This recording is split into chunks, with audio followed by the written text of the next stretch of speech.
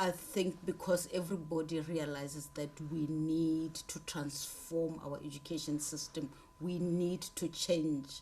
COVID-19 has really taught the world that it is time. We cannot continue the way that we have been doing things, because anything can happen at any point in time. So we must be prepared for that eventuality. We have to reimagine our education. We have to reframe and make sure that should anything happen tomorrow, day after tomorrow, we are well prepared to do that. Right. As a country, Botswana, land-wise, is as big as Texas. Population-wide, it's about 2.5 million. Now you can see the challenges when it comes to education, because the people are spread in this mass of land, and to provide high quality education to every child, it is a big challenge. Firstly, we started with what we call ECD, early childhood education. This is to provide foundational skills, as well as ensuring that as they progress, they have had very good foundation.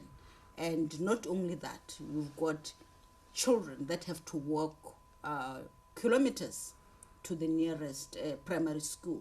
So introducing early childhood as well will help us to mop and make sure that access to education is improved, and we do not leave anybody, no child should be left behind. Number 2 priority is to basically to introduce what we call outcome-based education, because we have realized that in the past our education system did not churn out market-ready students.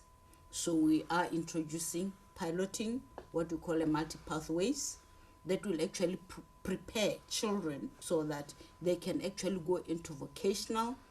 Those that are academically inclined, they can go that route, but basically TVET education now is the language that we are speaking to ensure that when they come out, even after secondary school, right, they can go out and earn a living for themselves if they don't want to go into tertiary education.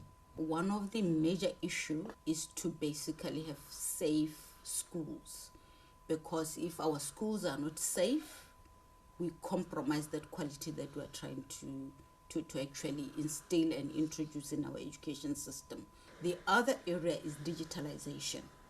We need to integrate ICT in a big way, so that should anything happen, learning and teaching continues. Without the teachers, we cannot get that ICT integration in our schools. So that's one area that we have to go back and look at and make sure that we do it right. Because if you don't do it right, we may not achieve our goal.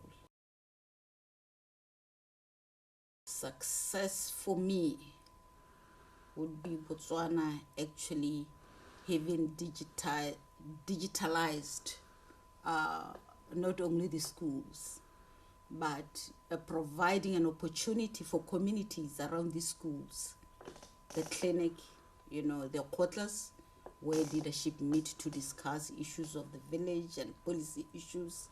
If we can empower our communities to actually access the internet, because we are moving from what we call a resource-based economy to a knowledge-based society, and education is the greatest enabler of that initiative.